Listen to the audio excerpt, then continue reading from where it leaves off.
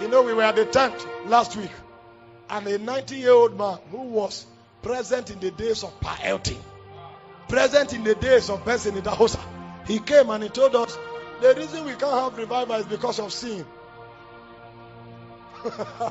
He didn't preach Rema. There was no, the government of God is about to appear in the territory, and the move of the Spirit, no Rema.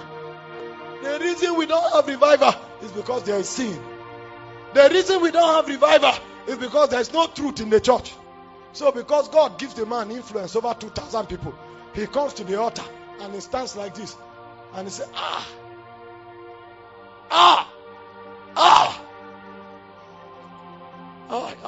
God is doing something here. God is doing something.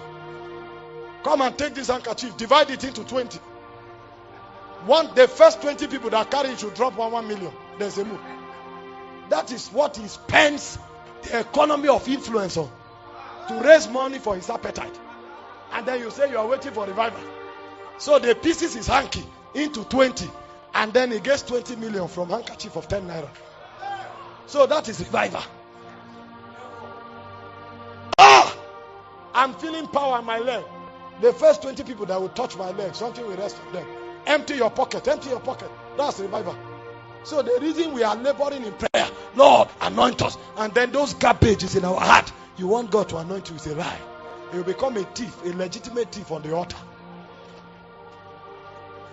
That's why Apostle highlighted, Paul said, an elder must be flawless in character. Those are credentials of revival.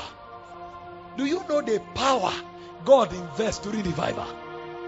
I read the story of the Wales revival. Evan Roberts. The guy comes to church. He just sits on the altar and starts crying. And when he cries for 2 hours, the auditorium will be filled. The whole street will be filled. And in 1 year, people, they retrenched the police force because they didn't need them. Because the revival is not about the move in church auditorium. It is the power to take territories. Criminals repented. Beer parlors shut down. We were even told that FIFA World Cup was shifted because nobody was going to the stadium. That is the power that God gives during revival, and such power is invested in one man. You think God will take the risk of allowing his character not to be tampered with? That you stand today and then they shut down Sokoto for 2 weeks. You know that kind of power. Your character must be tested. And that's why the angels that steward revival are the seraphims. And the seraphims, they move in the midst of the coals of fire, because they have to be purged day and night. Day and night. The purging continues. Sometimes God will strip you of everything. You went and prayed and asked God for baptism of revival. And then when God comes to answer your prayer, he strips you of everything. He's trying to shape and chisel your character.